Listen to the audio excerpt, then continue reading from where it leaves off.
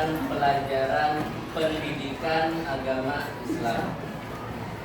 Sebelumnya Bapak ingin mengecek kehadirannya. Siapa hari ini yang tidak hadir? Hadir semuanya. Selanjutnya kita akan membahas hari ini materi pada bab yang ketiga. Di bab yang ketiga, tentang apa di bab ketiga pelajarannya? Silakan dibuka dulu bukunya.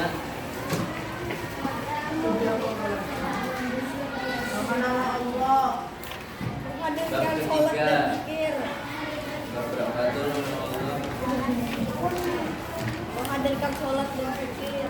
Bab ketiga tentang Menghadirkan sholat dan zikir dalam kehidupan. menghadirkan sholat dan zikir di dalam kehidupan. Sebelum kita memulai pelajaran, Bapak ingin bertanya dulu, apa yang kalian ketahui tentang sholat? Apa itu sholat? Wajib. Siapa yang bisa menjelaskan? Sholat yang wajib kita kerjakan ada berapa? 5. Ada 5. Sholat apa itu? Subuh, zuhur, asar, maghrib, isya. Sholat subuh, zuhur, asar, maghrib, Maghrib, dan isya. total rakaatnya ada berapa? 5. Total rakaat 17. 5. Kalau 5 itu jumlah sholatnya. Nah, jadi yang pertama yang akan kita bahas yaitu tentang sholat. Sholat itu adalah bentuk ibadah kita kepada Allah yang dimulai dengan takbiratul ihram dan diakhiri dengan Salam. Diakhiri dengan Salam. salam. Ada berapa rukunnya? Sholat. Ada 13. Dari niat sampai Salam. salam. Siapa yang sudah hafal semua bacaan sholat? Coba. Ada yang sudah hafal? Ada? Habis. Biasanya orang yang sudah bisa sholat itu permasalahannya dalam sholat kira-kira apa? Gaya. Bacaan. Atau sholatnya tidak Sah. khusyuk. Sholat tidak khusyuk. Kemudian permasalahan tentang sholat lagi.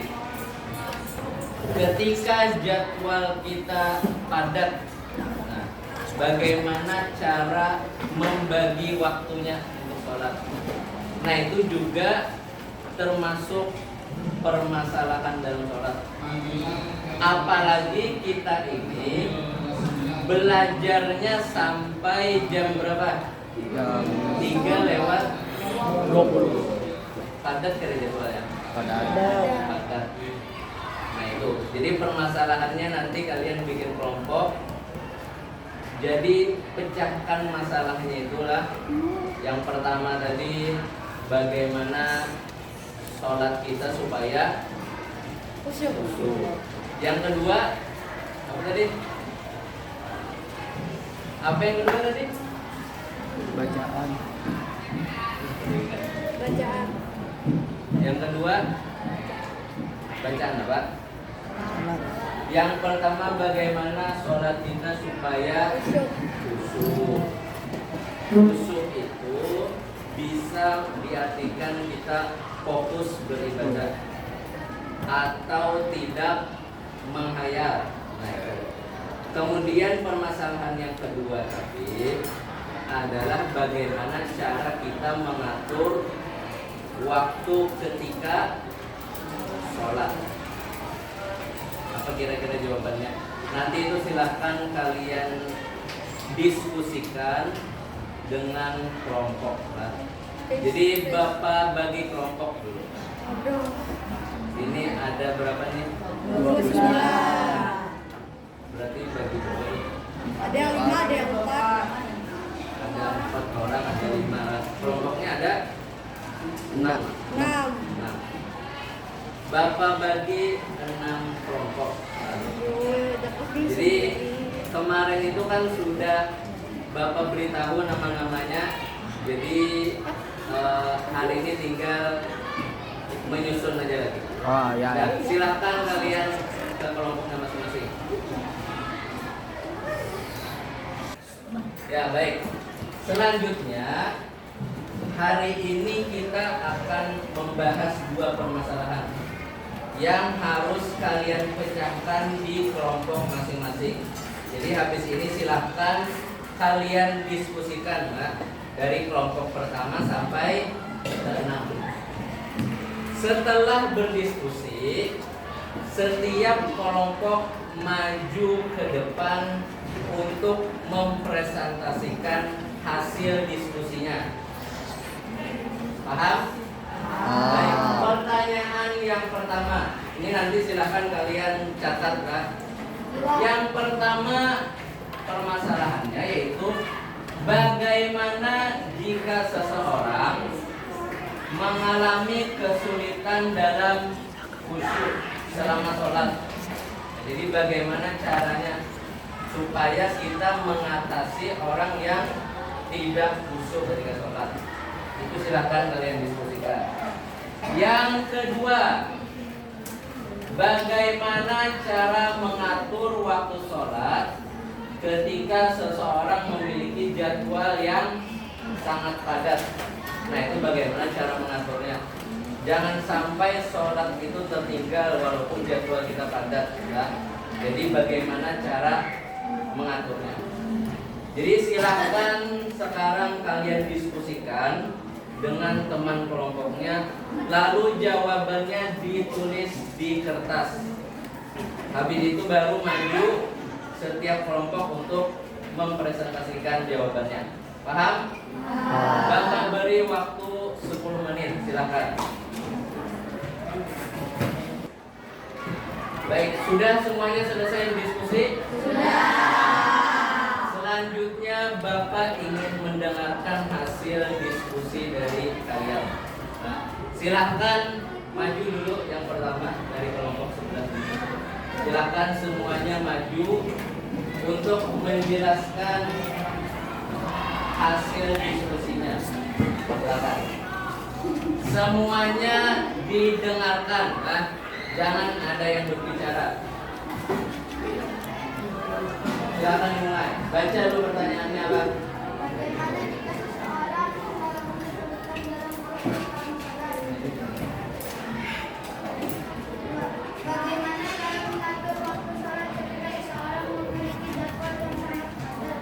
Jawabannya 1. Mari hasil diskusi kelompok kami cara supaya khusyuk yaitu 1. Dalam hati kita membaca apa yang dibaca terus. 2. Yang pertama harus bacaan yang membaca.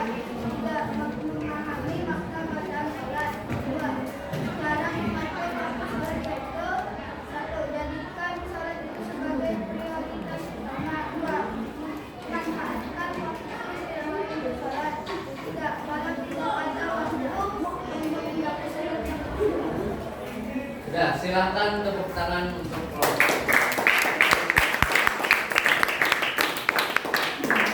Nah, itu tadi hasil diskusi dari kelompok pertama.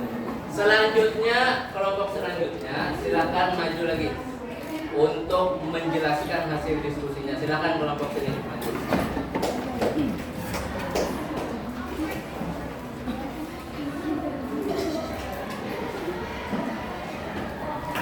Silakan soalnya dibaca.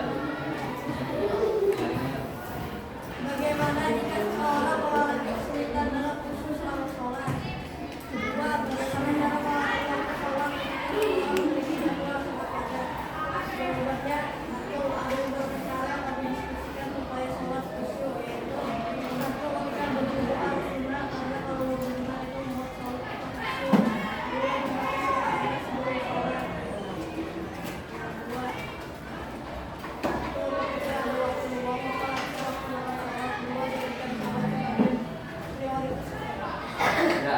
Silakan tepuk tangan dulu untuk kelompok selanjutnya.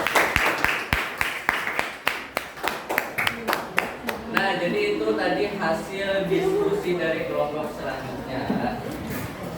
Selanjutnya Bapak akan menanggapi jawaban dari teman-temannya. Yang pertama tadi yaitu cara supaya seseorang khusyuk dalam sholat. Dari dua kelompok tadi ada beberapa cara yang mereka diskusikan. Ada yang menyebutkan sebelum sholat membaca surah apa tadi? Membaca surah An-Nas. Nah, jadi itu salah satu cara supaya sholat kita khusyuk. Yang kedua, kalau kita nih, yang kedua, ya, sebelum sholat kita biasanya melakukan sebelum sholat apa? Berwudu. Jadi wudu kita harus benar. Jangan ketika berwudu itu sudah menghayal. Kalau wudunya menghayal, maka otomatis sholatnya pun bisa ikut menghayal atau tidak khusyuk. Kemudian ada lagi tadi yang menjawab cara supaya sholat khusyuk itu adalah membaca di dalam hati apa yang mulut ucapkan. Jadi misalkan mulut kita ketika sholat membaca Al-Fatihah misalnya, Alhamdulillahirabbil alamin misalnya, maka di dalam hati kita juga mengikuti apa yang dibaca oleh mulut. Nah, itu yang pertama. Yang kedua, mengetahui arti dari bacaan sholat. Bacaan sholat yang kita baca, misalnya Bismillahirrahmanirrahim, artinya apa? Ya, dengan menyebut nama Allah yang Maha Pengasih lagi. Nah, itu salah satu cara supaya sholat kita khusyuk. Baik, itu tadi hasil diskusi dari kelompok masing-masing. Nah, jadi tadi sudah mendiskusikan tentang bagaimana cara supaya sholat kita khusyuk dan bagaimana cara mengatur jadwal kita yang sangat padat ini untuk tetap bisa melaksanakan sholat. Baik. Selanjutnya, siapa yang bisa menyimpulkan pelajaran kita hari ini? Siapa? Angkat tangan. Ada. Silahkan berdiri.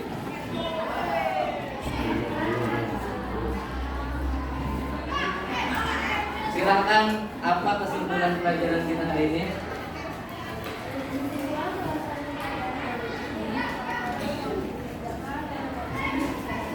Ya, jadi kesimpulannya tadi, sholat fardu itu wajib dikerjakan bagi siapa? Umat yang sudah balik. Bagus. Silahkan duduk. Selanjutnya dari laki-lakinya, siapa yang mau menyimpulkan pelajaran kita hari ini? Baik, silahkan berdiri. Apa kesimpulan pelajaran kita hari ini?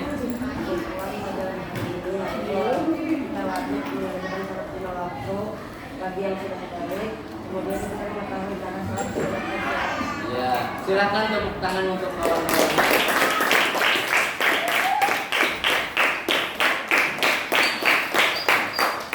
Jadi Bapak sedikit menambahkan ya.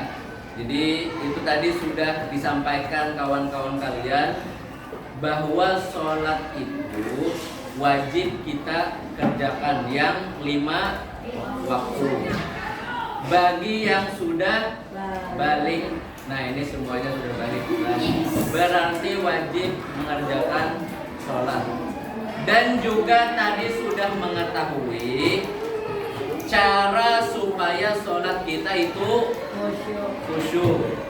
Kemudian tadi juga bisa mengatur jadwal supaya kita bisa mengerjakan sholat walaupun jadwal kita sangat padat. Nah, sampai di sini dulu pelajaran kita. Minggu depan kita melanjutkan pelajaran tentang zikir. Lah. Selanjutnya untuk tugas kalian di rumah, silahkan kalian buka bukunya dulu. Silahkan buka bukunya. Ini untuk tugas kalian di rumah. Buka dulu bukunya, sudah? Sudah. Silahkan kalian kerjakan di halaman yang ke-67. Itu nanti kalian kerjakan dan minggu depan dikumpul. Dan minggu depan juga kita melanjutkan pelajaran kita tentang apa tadi? Zikir, ya. Sampai di sini ada yang ditanyakan? Baik, sampai di sini pelajaran kita. Kita bertemu lagi minggu depan. Terima kasih atas perhatiannya. Wassalamualaikum warahmatullahi wabarakatuh. Waalaikumsalam.